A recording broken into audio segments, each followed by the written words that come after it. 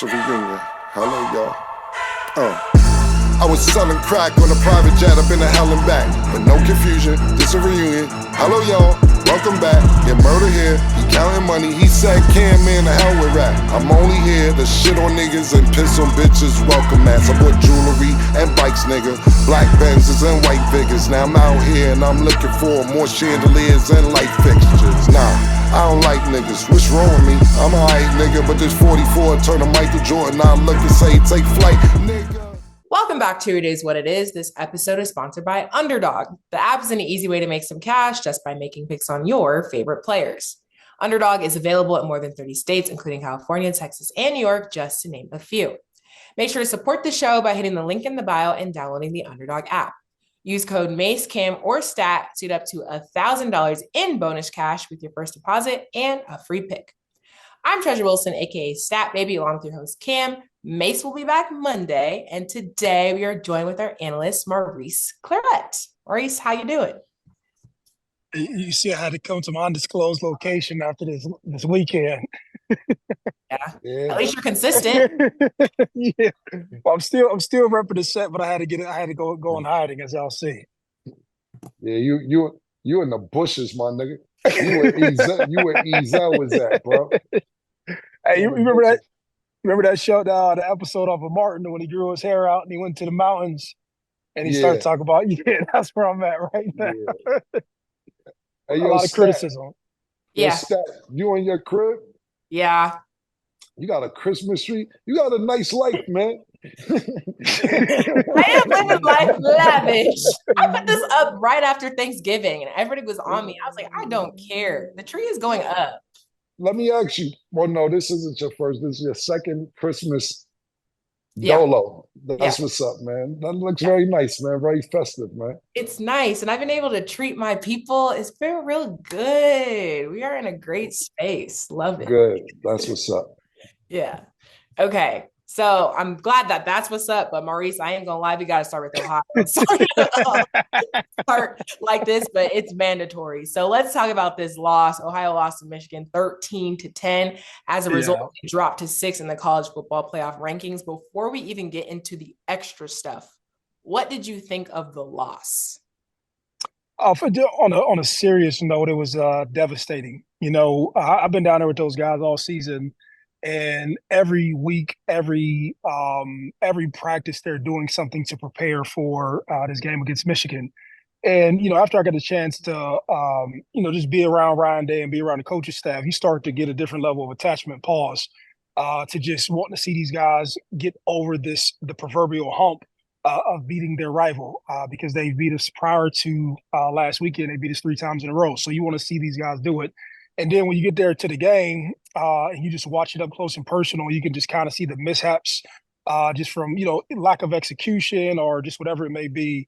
It hurt, And then when you just kind of see the game had got to a point where you knew that the writing was on the wall, it hurt even more because you just see like the crowd was deflated, the coaches were deflated, and the players who had never, the seniors who had never beat Michigan before, all those young kids was deflated. So if you got any sort of connection to these dudes, your heart was broken too. But, that's the name of the game. Michigan came out there and they took advantage of the things that we didn't do well. They had some interior guys. The 2 guys should be first rounders, and they kind of had their way with our interior line. And, they came out on top and pause. But, I tip my hat to them, and I lose honorably and I brag honorably when I do both of them. So shout outs to them, but you see I'm still repping my guys. Now, you know what, Mo? I like the way you're handling this situation, man. And maybe part of the reason that you're handling it so well is because you guys are still in the playoffs. Because Stat and Mike was just up here crying. It's not fair. And then Mike said the good old boys. Mike said this is for Alabama's because all the games they won in the past. And Stat just added on. She wasn't as bad. Mike was just pulling out words from if you was locked up for 12 years and you using all jail words, the indiscretionary and the promissory. And Mike was going off and Stat was adding on top of it. And I was just, And listen, man, I like Miami, especially what they know what it is, but I thought it was hilarious, to be totally honest with you, because that's what happens when you're so invested early in the season. And that's the way it goes. I have a couple personal questions before I get into the actual game. Mo, where was you at when niggas was fighting?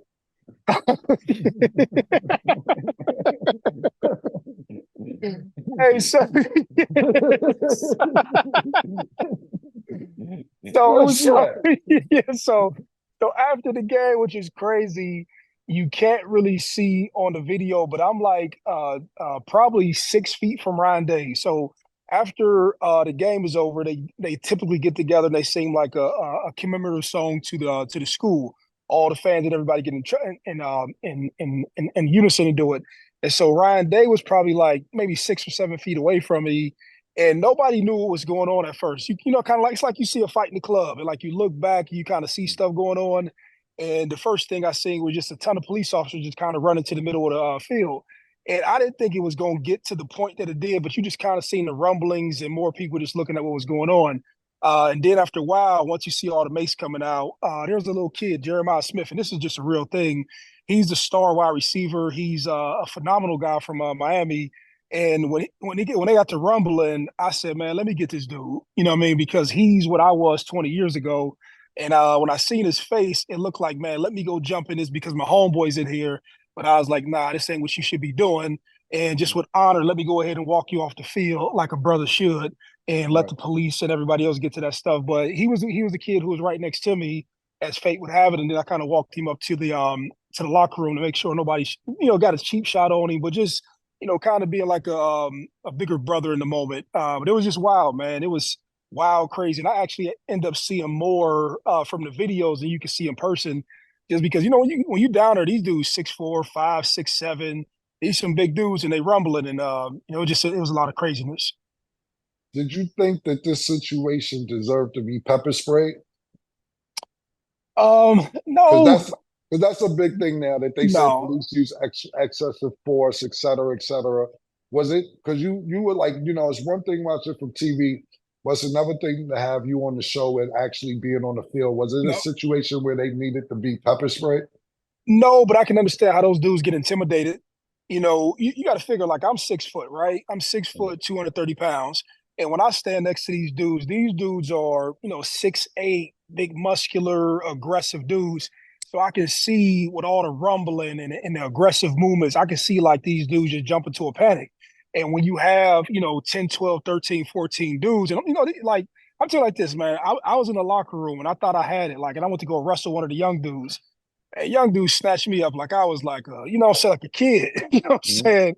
And so you got these dudes who play around with these weights all day, and I can see how the police officers could get scared. But if you would have had coaches, like how it should have been handled, and this is just like, me being 41, you could have had some coaches on the Michigan side and coaches on the Ohio State side kind of step in and say, look, bro, y'all beat us, you plant your flag, you have your way, but go ahead and get off the field because you don't want to cause more of an issue than what it is. And I think when they go back and they talk to them, they say, look, man, we beat them on their field. All the extra stuff really caused, all the extra stuff. And on some level, it looked like some nigga shit. And so that's what I didn't like about it. I didn't like that part, be it for Michigan or Ohio State, that it looked like some nigga shit. Right. And then something that we talked about early in the week. Do you think that flag planting should be stopped, or you think that's one of them things, oh, well, we won, we're going to get it done, or you think that should be abolished moving forward? Yeah, depending on who the nigga in me likes it just because it's theatrical and it's fun and I get it. But then like the other side of me, I ask myself, like, would I teach my sons to go do that? Then the flip side, I'm like, nah, I really don't want them to do that. So I just think it causes more issues because, like, you just have a lot of young kids who are emotional. You know what I mean? And it stirs up something as if like it's disrespect. Like, you got to think, man, before these games, the songs that these playing, just the what is that? The crazy story by King Von, and they playing music where you about to go put in work, right? So your mentality is in that space. And I know I'm pretty sure I got the words wrong of the King Von song, but everybody know what I'm talking about, where he has the song talking about his day and all the stuff. But these dudes' minds be just on violence and war and all that stuff. And so I do believe that they should stop it just to kind of stop the extra confrontation. They're there to play football, but that's just me trying to speak as a responsible adult. But then some level when I'm out there, I kind of like it. Right.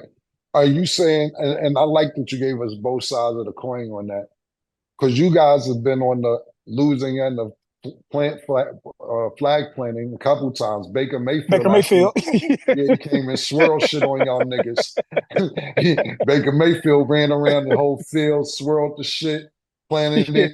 Now you got Michigan doing it. And what I was saying is that earlier in the week is that sometimes carries to the next level, because we seen what Bosa did to Mayfield. Yeah. When they got to the NFL level, he didn't forget about that shit. No. So I like your take on that. That's a great take, because like you said, if I'm 21, 22 years old, yeah, I want a flag planting too. Fuck that. Y'all niggas shouldn't have let us win.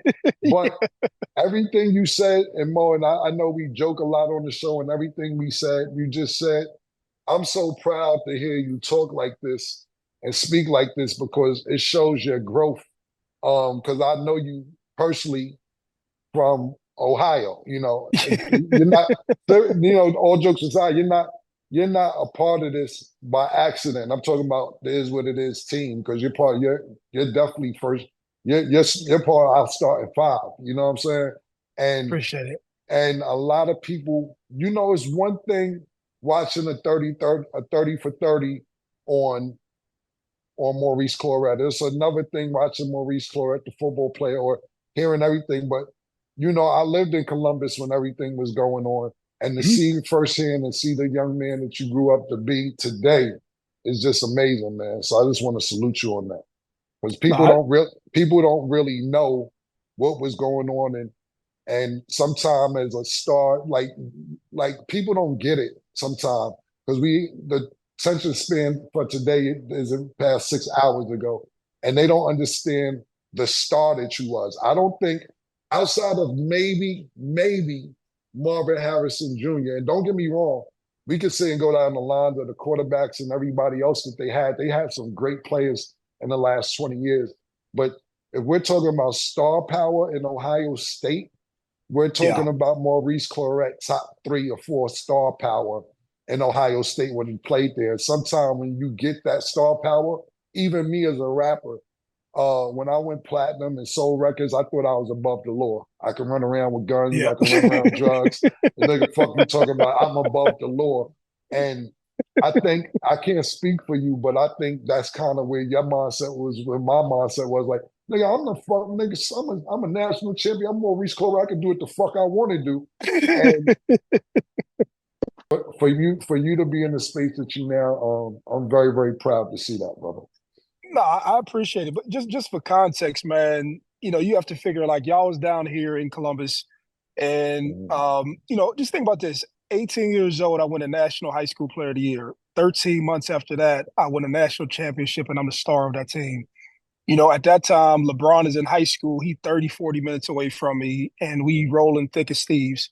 And on top of that, and this is like, sometimes I get embarrassed in saying it, and then I come from a neighborhood full of niggas, and I had all of the nigga fame. You know what I'm saying? Right. And at that point in my life, it just meant everything. And so when you can have like the nigga fame, and then like the commercial fame, and then like you can't do no wrong in town fame, like people just don't get how intoxicating that is.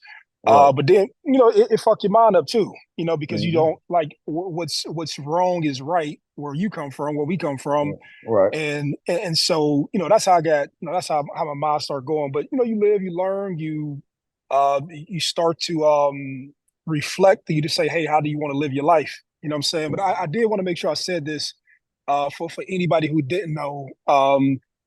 More than anything, shout outs to my man. I know he catch a lot of flack right now, Ryan Day.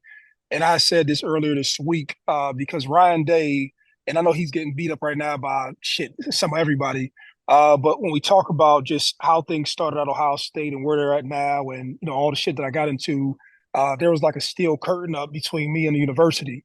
And for Ryan Day to put himself out there when it wasn't popular, to say, hey man, how about I bring you back into the fold because you deserve to be here, because you've contributed to this university. Like it was super honorable from him, and to make that time and space for me just to roll with him throughout the season and meet with him. And every Tuesday, we would have dinner together and talk about the team, the game plan, the strategy, the mentality, or just giving him feedback on what I thought was going on. And then for him to catch all his flack, I just wanted him to know that he got somebody in the ecosystem who still got love for him, and I'm loyal to my dude. I can't have somebody who stick their neck out there for me and bring me in the fold, and then when things go sour for them, talk shit about him, or let him get shitted on. So just want to let my man know that he's all good with me, no matter if everybody hates him. So I did want to say that.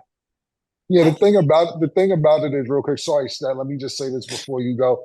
Is that, and I was teasing Stat and teasing Mike, but the thing about it is, and all jokes aside with everything, is that what people don't, and like I said, I'm so biased on this topic, and not biased one way or another. That's not the right word to use. Knowledgeable. That's the word to use. I'm so knowledgeable on this topic, and I know it's like, how's a Harlem dude going to be knowing this, that, and the third? Listen, I lived in Columbus, Ohio for 5 to 6 years, and even when I wasn't there every day, I was still coming back and forth. They don't understand, and we talk about rivalries, and when I say they, I'm talking about the general college football fan, and some do, don't get me wrong, they do.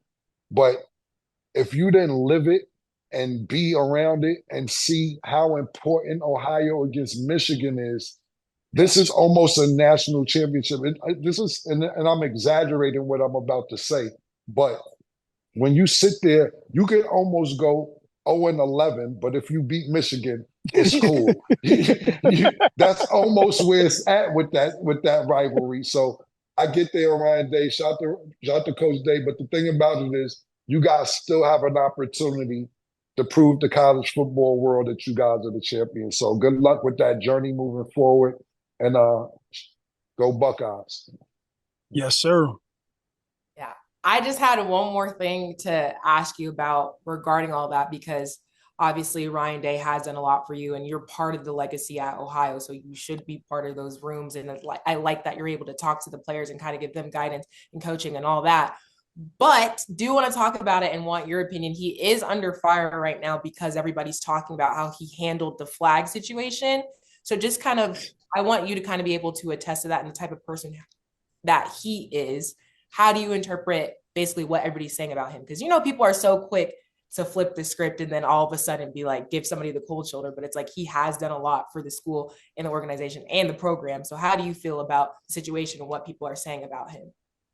Yeah, the flag situation, and there was the one dude, I don't know what network he's on. I basically checked him on it because I thought it was appropriate because he has an audience. Like I don't pay attention to stupid people, but if you have an audience, I think it's right to address something. Emmanuel, yeah. And I ain't got nothing personal against the guy, but I didn't want him to take something out of context, and so they took a small clip of people rumbling on one end, and then they said, "Hey, look at Ryan Day and look at what he's doing." And at the end of the day, like it's just I told you, like so much stuff was jumping off that didn't nobody know what was going on. And then I'll be asking myself, like, what the fuck do y'all think supposed to happen? A nigga about to run into all that when you see 30, 40, 50 police officers, right? That's not what he do. Like, sometimes we think that everybody's supposed to be this real brazen nigga, or if you're a football coach, you're supposed to run in something to get tough. Man, that dude's seen 40, 50 police officers. That's not him.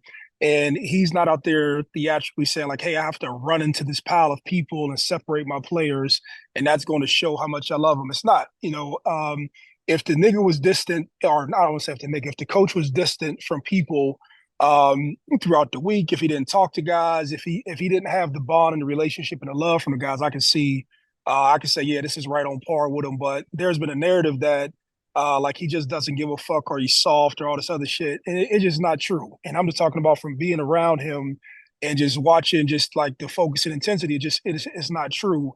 And I just don't know where it started, and sometimes, and I'm pretty sure like this, Cam, you've been in the media and a public figure for a long time, right?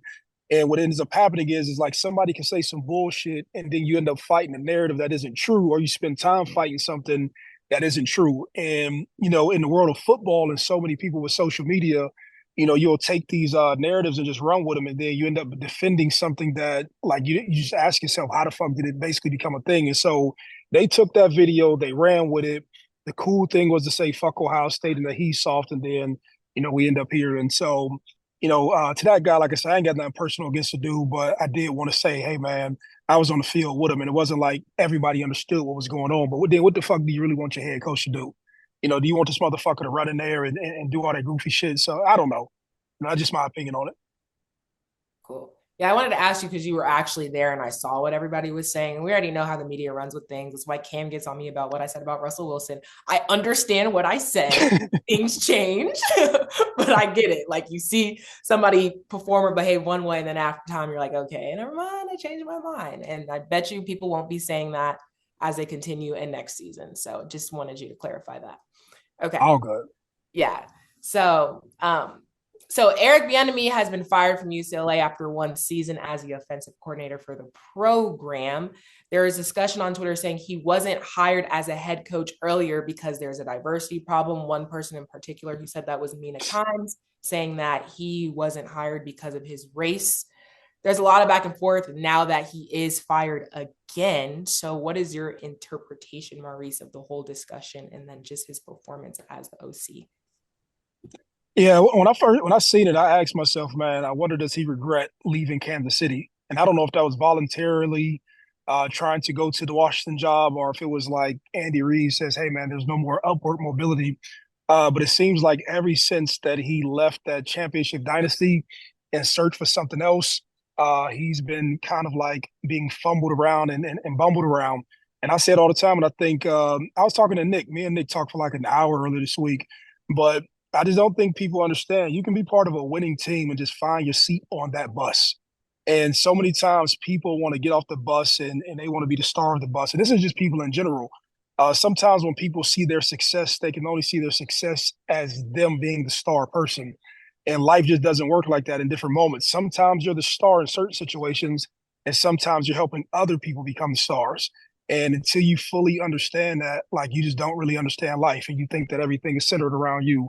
But I take that same wisdom and think about Eric Bieniemy with that. Like, I would rather be an OC inside of the ecosystem of the Chiefs than to fucking go out here and be fumbled around from a college job and looked as a failure when I try to do my own thing. And so, I don't know. I'll let Cam speak after that.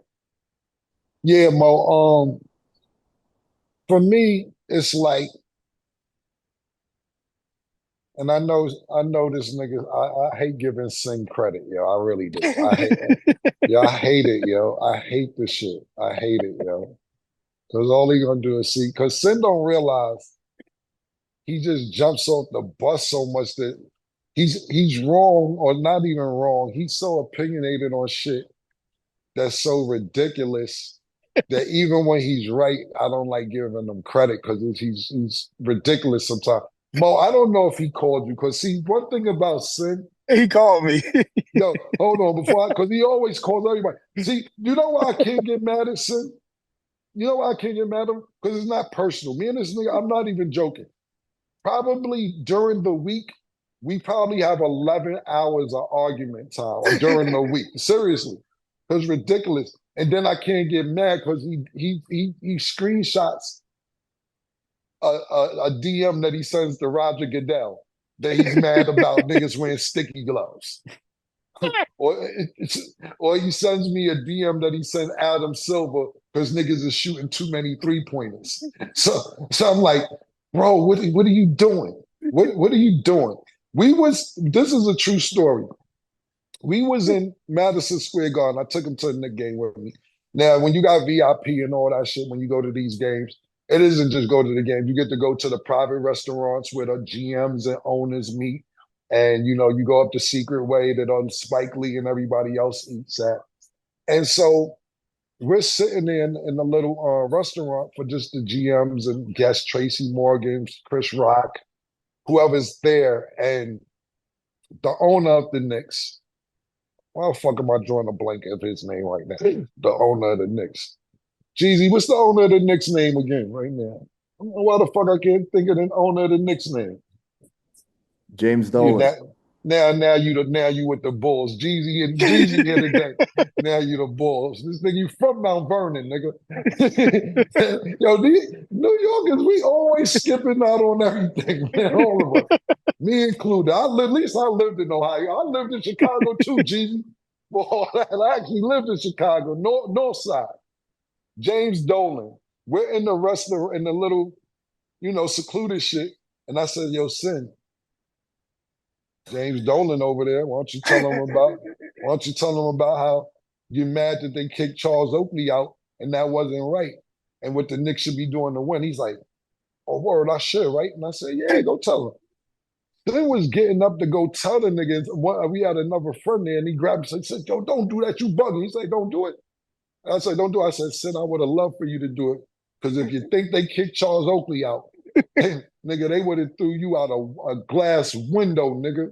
What is you talking about? But he was willing to go do it. The reason I'm being long-winded about this is because Sin always talks about where's Bruce Brown at.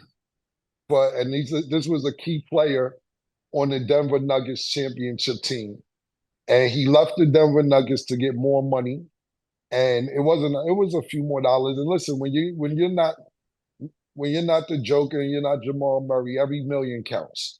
So it may have been $4 million, $5 million extra. It might have been better tax benefits, etc. But he was asking me, where's he at now? And I'm like, damn, that nigga got shipped around Toronto, Indiana. We may not know where he's at. When you're part of something, and he was a very, very key piece in that championship, and now he's just a journeyman. And with Eric Bieniemy, I was thinking about this when he left Kansas City, because I'm sitting there saying, you're leaving Kansas City, and I don't know, I can't tell you about the money play, but you left there to be an offensive coordinator, which you was already doing in Kansas City already. You was already an offensive coordinator, so you leave there just to take the same job. Now, if it was more money, I understand, I dig it, whatever. Cool, that don't work out. They fire you from there. Now you're getting fired from college. And it's like, bro, you had a good thing. And I understand if it's a money situation or something like that. Because what I was saying is this, is that, damn, he drawing up all that nice shit for Patrick Mahomes. Oh, shit, Tyreek Hill is leaving. Eric Bieniemy's leaving. Oh, man, he should really stay. But I get it. He wants to go get his money. I was like, Kansas City's in trouble because he's the one doing all that shit. And what happens? Kansas City wins. They won without you. So now you can't even hit niggas back and be like, yeah, what y'all doing? Yeah, y'all niggas good? Y'all need me? No, we don't need you, nigga. First of all, we won a whole chip without you. Not only that, we 11-1 and we not even playing good. I got hit up my man to see if he interested. If I'm Andy Reid, Eric, man, we all right, man. We figure shit out, man. I could call a nigga down in Jacksonville with the Jaguars or something, maybe the Panthers, to see what's going on there. When you had a good role, so what you're talking about, Mo, I 100% agree with you. And it's like, bro, you was in a great situation. It's like, and that's why I was doing a little due diligence when you was talking. Same thing. Josh Daniels, or I'm not sure Josh McDaniels. Yep. Yes, Josh McDaniels was the OC for the Patriots. Yep. Until he could have got a head coach job years before he left the Patriots. He was being offered. It was time he was about to leave. But when you got Bill Belichick and you got Tom Brady, you like, man, where the fuck am I going that's better than this? Now, when Tom Brady leaves, all bets are off. Everybody's not on the same page. All right, cool.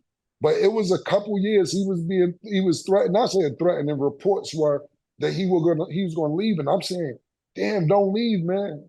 Y'all niggas is giving niggas fits. We just talking. I was just explaining this to somebody else who's a Buffalo Bills fan right now, and they like, yeah, the Bills is it. We gonna take it this year, this, that, and the third. And they're like, yeah, the Patriots' time is over. And it was, as a matter of fact, I'm thinking about Sim was telling me about one of his friends that's a Bills fan, and I'm like, yeah, they're gonna say that because you have a division where the Patriots dominated for 20 years. Not a fake 20, not a here and there 20, a consistent 20 years. It was 2 times they didn't win that division, and the Jets won the division when Rex Ryan was there and Sanchez and all that other shit. They caught a little luck for 2 years. But you have a team that dominated essentially for 20 years. 2 years out of the 20 years, they didn't win the division. So Buffalo's going to feel like that. But Josh McDaniels is a part of that legacy. And Eric Bieniemy, I get it. But right now, where you're at, you could have said, yo, listen, I know it ain't nowhere else for me to go up here, but can we figure out a few $100,000, million? Can I get the extra millions, a bonus, the incentives? Let's try and figure this out. And maybe he did exhaust all his opportunities at Kansas City, but it just feels really bad to see you be the offensive coordinator on a championship team, to go to be an offensive coordinator on another team, which was the Commanders, then do good, then I don't want to use the word reduce yourself to go to college, because college is important as well. But you get fired as an OC in college, to where this is dwindling your resume, when your resume was looking spectacular, and now it's not looking as good as it was looking a couple years ago. Yeah, very well said. And at this point, yeah, it's hard for people to vouch for him, because it's like now. Right. So. Right, because the thing about it is that's a great point, because listen, as good as Andy Reid as a coach is, even though even in Philly, he was good, he just couldn't get over the hump. I was giving a lot of that offensive coordinator shit that Patrick Mahomes was doing to Eric Bieniemy. But as we can see, it wasn't no Eric Bieniemy doing it. Andy Reid had some tricks up his sleeve, also. Yep. Grass is not greener on the other side. Right. So that's a great one. I like that. See, I'm catching on to you and Mase. Y'all be using these words, and I'm like, I work with rappers. I gotta get my words up. Get my words up. Okay. Yeah. Before we go to break, definitely want to talk about Belichick real quick. So he might be making his return, but to college, after he interviewed with North Carolina for their head coaching vacancy. Maurice, would you like to see him there, or do you feel like he need to chill out a little bit? What do you think? I would definitely like to see him back. I think the older I get, the more I see the notion of people saying that they want to retire was something that they sold to baby boomers. But I see more people who retire and get away from what they have been doing for years. I see these people become depressed and lonely, and they lack purpose. And I just don't know how you do something for over 50 years and then you just walk away from it and just think that you're never going to think about that thing. Or you look at TV and you see people performing, you ask yourself, hey, man, it's not about the money. It's about me basically helping to either give my game to kids or contribute to society in some capacity. I mean, that's why you see Nick Saban on game day.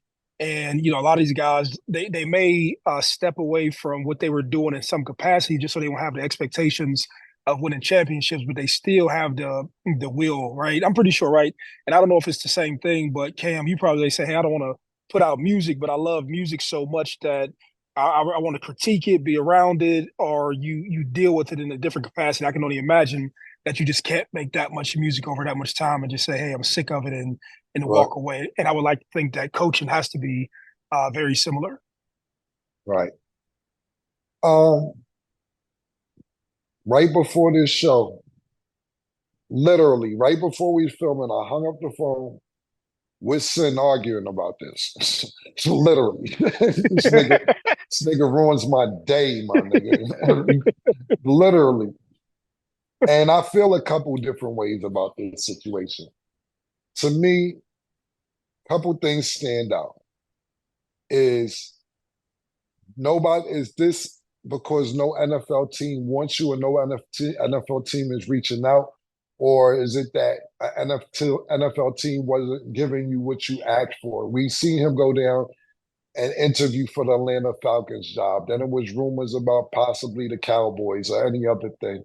And it was like, okay, that was the argument with me and Sin. Was it an interview? Because he's saying Bill Belichick, his resume, that he doesn't have to do interviews. And I can sit there and say, look, this resume speaks for itself. It's public resume just about. Or when he gets there, he has a list of demands that people will be like, Okay, you want this parking spot? Your wife has to have this, that, and the third. Okay, this many tickets. All right, we'll get back to you, Bill.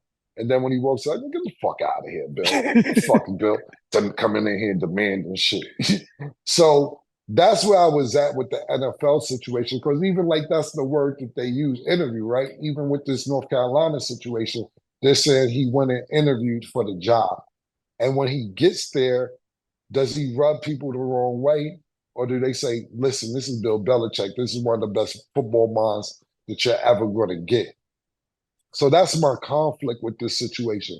Two things that I take away from it is this. Bill Belichick is 72 years old. Is he going to be able to relate to an 18-year-old or 19-year-old kid? That's the real question, because we've seen professionals be irked by Bill Belichick. You sit there, whether it's Wes Welker over the years and be like, man, Bill's an asshole. Or you sit there and think about what's the guy who caught I can't even think I can't remember the receiver's name, but a lot of players over the years have, even if it's I wasn't talking about him, but Randy Moss. You get rid of Tom Brady has his best season ever, 50 touchdowns with Randy Moss, and you be like, know what, we don't need him. Then we even sit there and see how his relationship ended with Tom Brady at the end of it, and you sit there and say, you dealing with grown men like this. Imagine a child, or a kid, I should say, when you have the type of personality that a kid that's coming in from high school, will you be able to do it? It's one thing I say, right? When I was like probably 13 or 14, I moved in with my grandmother from living with my mom or whatever. And it's a generation gap. It's already one generation when you're trying to convince your mom, yo, this rap thing or this basketball thing you're trying to do. And they be like, you need to get your education and go to school because you can't do nothing without an education. He's like, man, you don't see what's going on outside, man. Shit's popping off. This new shit, this rap and basketball. You need to get you an education. All right, cool. Then when you get to your grandparents, oh my God, because for a person my age, my grandparents, they really seen segregation. They really seen, oh, you can't use that bathroom because it's for white people.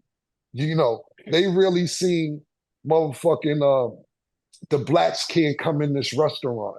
Shit that probably somebody stats, I'm not talking about stat, but just that age of like read about it and be like, or see a movie about it and be like, couldn't have been me. Not stat was saying that, but I'm just saying, like, I done seen people talk about, I wouldn't have been no slave, nigga. What you would have done, nigga?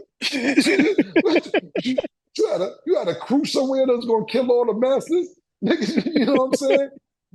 I wouldn't have been one of them niggas. Niggas couldn't have told me I couldn't have used this bathroom. What was you gonna do?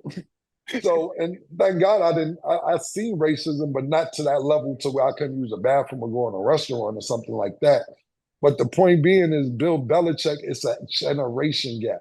It might almost be a 2-year generation gap. Somebody great-grandmother or grandfather at the same age as Bill Belichick, if you're 17 or 18 coming in there. Yes. So that's the real question. Will he be able to relate to these kids, know how to talk to them? If you're giving grown men fits, what we in, Gen Alpha? What the fuck we in now? What gen we in? Generation Alpha. Yeah, we're in generation. Oh. Yeah, I don't even know if Bill know how to deal with Generation Alpha, let alone Generation Z or X, whatever them shits. I get them all confused. So will he have the personality to deal with that? Now, what I will say is the last year and a half or so, with him not being able to coach, or not saying not being able to coach, with him not coaching, we have seen his personality. We seen him at Tom Brady's roast, where he showed a little bit of personality. We seen him on Peyton Manning and Eli Manning's show showing personality. We seen him on NFL Live, if I'm not mistaken. He been on a few different NFL shows. And niggas is like, Bill Belichick got a personality? Wow, because even as a coach, he was very crude and very shrewd to media. Yo, how did you guys get fired? Win or lose? Because it was the same tone, win or lose. How did you guys get 700 yards of offense today, Bill? By practicing. Yo, Bill, what did you do to stop the defense? We played defense. I mean, what did you do to stop the offense? We played defense. How'd the offense how'd you do? Because our offense was better than their defense today. So he's very even in his interviews, but over the last year or so, he's really showed some personality. So with that go on moving forward. Mo, real quick before we get off this, well, I know we're wrapping up this topic, we gotta go to break. Did Sin hit you and ask you if the offensive line should be called the defensive line? Did he tell you this? I knew it. He's on it. I knew it. The nigga said they should be called the attackers. The nigga, yo, Jeezy, the nigga Sin sat there and told me, why is the offensive line called the offensive line if they playing defense against niggas to try and get the quarterback? They should be called the attackers. It shouldn't be called the offensive line. It says sitting there on offense. He said, we gotta stop listening to what people tell us to listen to. I said sin is called protection. Yeah, you keep using that word, Cam. I said, I'm not gonna argue with you. But I knew he hit you because he's been trying to find people to call the offensive line something different because he feels they're playing defense. He said, "Bo, aren't they defending though?"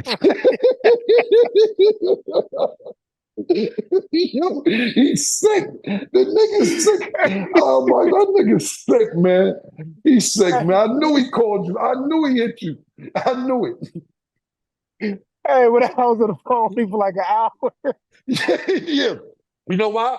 Because he won't get off the phone until you give him some type of credit. Until you say, as much as you try and convince him to get him off the phone, you gotta say what? You gotta say, you know what, you're right. And then he'll go. Ridiculous.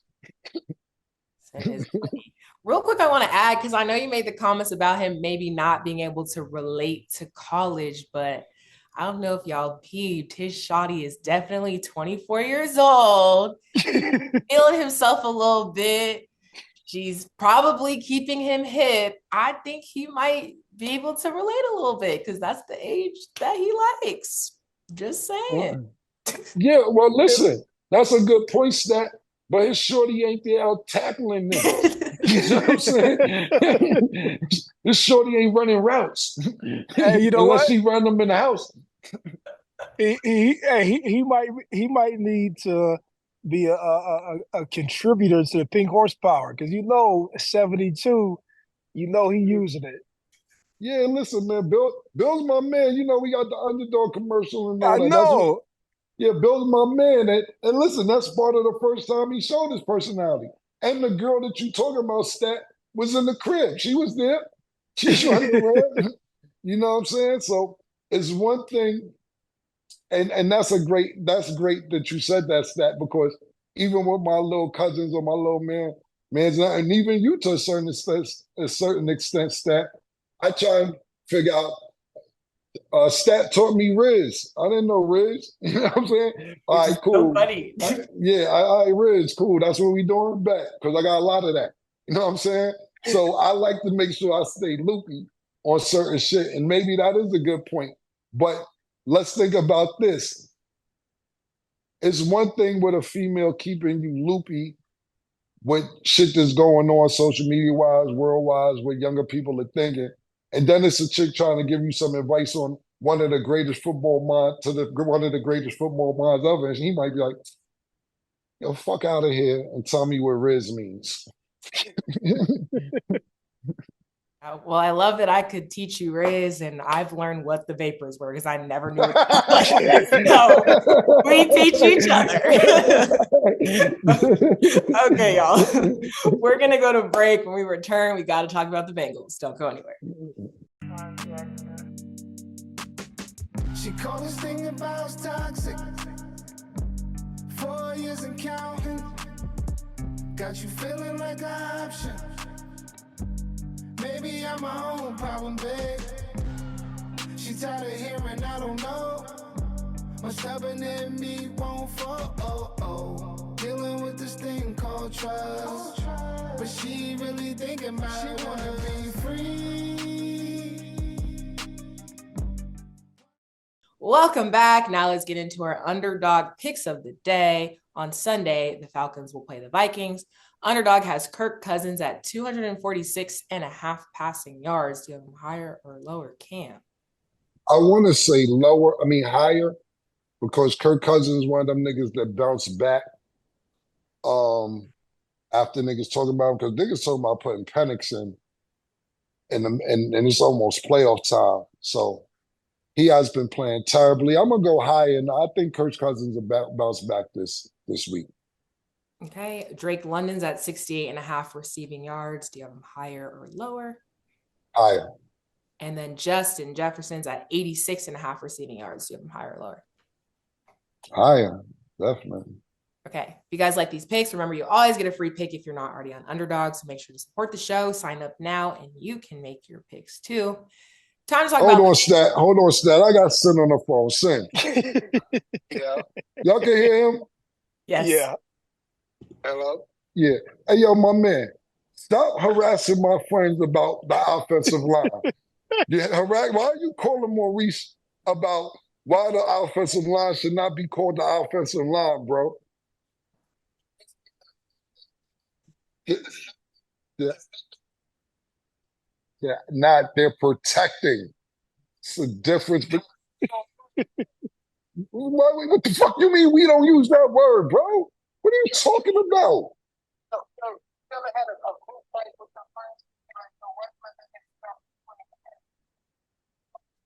Yeah, but if you got security, what do you say?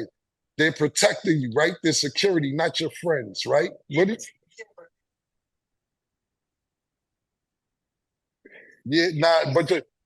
your friend might tell a nigga, you ain't even protecting my man. No. See, that problem is because niggas don't want to use the verbiage that you want to use. It's a problem. Leave my friends alone. That's all. Well, listen, man, that's you. It's the offensive line is not the defensive line, and you're going to confuse people if you're right. Mo is not going for that. Nobody's going for that. That's why you never call me back and say, I got one person who agrees with you. No. Mo understands. Mo did not understand. We on the show right now. You're on the show talking right now, and he's laughing at you. What the fuck, man? Yo, I'll call you later. Goodbye. Leave my friends alone, man. Ridiculous, man. It's crazy. You gotta come back because we all have questions. Promise you that. Yeah. I told the nigga I'm gonna give him a segment once a week. Tell him why you mad, because he's mad at us all the time. He actually DM'd Stat because she didn't know who Jesse Owens was. It's ridiculous, man. Well, we're ready when he is, because we definitely got a lot of questions. Okay, so let's talk about the Bengals. Clearly, there's frustration in the organization with their 4-8 record. There is speculation, just rumors. There could be a Jamarr Chase trade down the line. Sources from NFL front offices spoke about the Bengals wide receiver and said almost all believe Cincinnati would either get a deal equivalent to or likely exceeding what the Kansas City Chiefs got when they traded Tyreek Hill in March 2022. Maurice, would trading Jamar make sense? Man, it will be hard to give away a generational talent like that. You're talking about an awesome playmaker. I remember a couple of weeks ago, I forget who they played, and we had spoke about it. He had dominated the whole game. And it was just, I don't know why I'm drawing a blank in regards to who it was, but he's a generational talent. That's one hand. Another one, I'm like, man, the Bengals do not do a good job of building, preserving, and just making careers out of guys. There's no investment from the ownership. They don't have a historical track record of investing inside of players and ownership. And so I can see them saying to themselves, hey, what other pieces can we get for this guy? Not really understanding that he's like the figure that could basically make Joe Burrows or do like he would basically, let me say it like this. He would be to Joe Burrows what Saquon Barkley was to the kid who played in the quarterback Daniel Jones with the Giants. And I think that's what Jamarr Chase does for Joe Burrows. And so from an ownership standpoint, I can see them fumbling and even entertaining conversations because you have to figure they haven't paid him yet, and they were fighting to pay this guy and pay the other wide receivers. And so I can see the Bengals messing this up. But you have to ask yourself, what's important is is the money that they make at the current moment and the profits that they make more important than risking more money and having more investment inside of a stadium and also building out a team? I don't know. But I'll say this, and I'll end it with this. I just think that Joe Burrows, he's an Ohio guy, small town Ohio guy. I think that I don't want to say his career is ruined in Cincinnati, but I sometimes wish that he was with a better franchise so they could treat him better and make him into the star that he's supposed to be. So this is my 2 cents. Yeah, just looking at a couple numbers real quick. What I'm thinking is, let's think about this situation from the beginning of the season as far as Jamarr Chase is concerned. We come into the season, he wants his money. He doesn't show up to training camp. He's not coming to practice. Then we eventually get him. When I say we, I'm talking about the Bengals organization. Get him to practice, get him to play. This sets off the mood and everything for this season right now. He comes in with an attitude, rightfully so, because he didn't get paid, and he's upset, which messes chemistry up. We're looking at a high-power offense with Cincinnati Bengals. Stat read a stat to me earlier this week. They have 99 points in the last 3 games. Joe Burrows is number 1 and number 2 in passing yards and touchdowns. They're ruining an MVP season, their defense, with an MVP season and Joe Burrows, man, which is very, very fucking frustrating and disappointing for Joe Burrows and that offense. Now let's move into the middle of the season. Jamarr Chase is putting fucking numbers up. He's showing why he should have got paid. He's doing outstanding shit. And now when they do lose, he's upset. You go to these interviews after he loses, they were winning. I don't remember the game, but they were in a position to win the game and went for a 2-point conversion. Didn't get the 2-point conversion, but they didn't look to Jamarr Chase to get the 2-point conversion. What did he say after the game? They asked him, "Were you open?" "I'm always open," was his reply. Which says, are you just mad at the management for not handling your contract the right way? Are you mad at the head coach or the offensive coordinator for not getting you the ball when you think you should deserve the ball more? And it's not just that game. After every game they lose, they ask him these questions, and he'll sit there and say, "Don't ask me. I don't coach the team. Don't ask me. I'm not the offensive coordinator. I'm always open," et cetera, et cetera. So to me, he may not mean it, but that's just throwing shots at Joe Burrows as well, whether Joe Burrow is calling the plays or not. He basically saying, anytime you throw to me, we're good. And that nigga, Jamarr Chase, has been putting up numbers. But from the Bengals organization is playing this. Look, this nigga's pouting all season, whether he's putting up numbers or not. We may not get him to re-sign when it's time to re-sign. Let's try and see what we can get for him now before he ends up not coming back. And that's where they may be at. Not only that, we got T. Higgins doing work as well, if you're thinking from the Bengals organization. Jamarr Chase is still the number 1 wideout, but T. Higgins has been putting up numbers as well. And they may be saying, look, we can make T. Higgins a number 1 wide receiver because he's doing just as good as, well, we're not going to play stupid. He's right beneath Jamarr Chase. And if we gave him some of the targets that we're giving Chase, maybe he could be a Jamarr Chase type player. I think they should have paid that man. I think it's beyond fixing it. I think he shows up to work and does what he has to do. But I think that the Bengals are in a situation saying, let's get what we can get because this nigga ain't coming back. Great analysis. And before we wrap, let's talk about this Thursday night football game. It was a close one. The Lions beat the Packers 34-31. Maurice, the Lions are 12-1. What do you think about their record right now? And did you foresee this earlier on in the season? Well, I think anybody foresee this just with their head coach. and the demeanor I think that he takes towards the public, the attitude that you see from the players, just in general. And I don't want to say I've foreseen it, but I'm not surprised. And when I've seen them rebuild this thing last year, I thought that they were going to have a chance last year. Who they lose to? The Rams, I think. Is that who they lost to? I don't know. I may be right, maybe wrong. Now they beat the Rams. I know. I forget who they lost to. Yeah, because I remember. Yeah. They lost to 49ers. Yeah, I know they lost to somebody. It was late in the season, but just seeing them now just doesn't surprise me, man. And I'm happy for them. I'm happy for the team. I'm happy for what it's done to just Detroit football in general. And I'm just happy to see where they're at. But I don't see nobody stopping them. Once you get on a streak like this and you win some of these tougher battles, I just don't see anybody stopping them anytime soon. Yeah, listen, man. After it started the season before last, we seen some great things from them at the end of the season the year before last. Then they had a great season last year. And now they're dominating this year. This was one of them division games that Green Bay needed to win to get in a better position to see if they're going to get a wild card spot.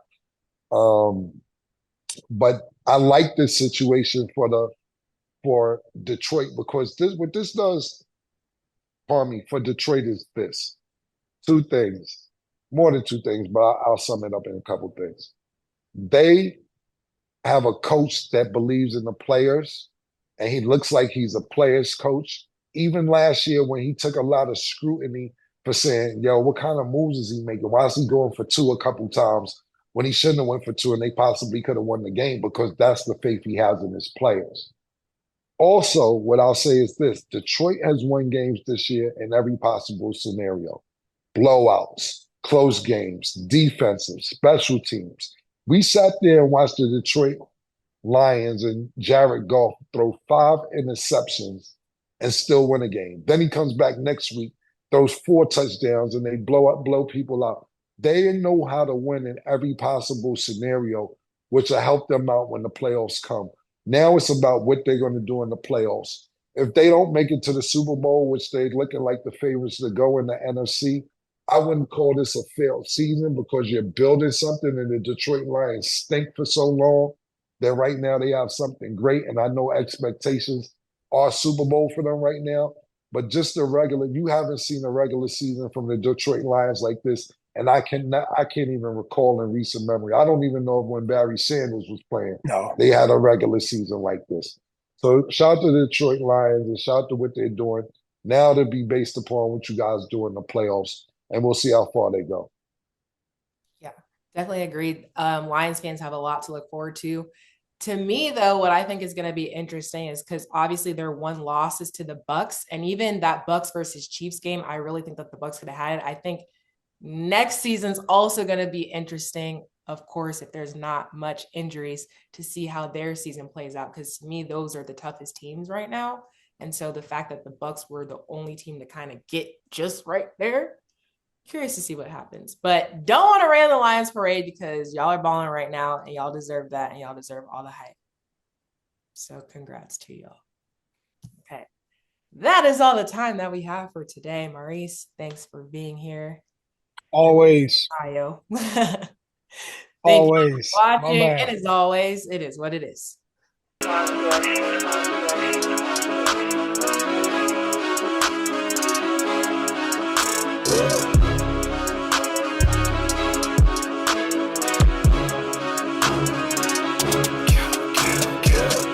What you want, nigga? Everything, nigga, super size. 2 Big Macs, like when they doing them 2 for $5.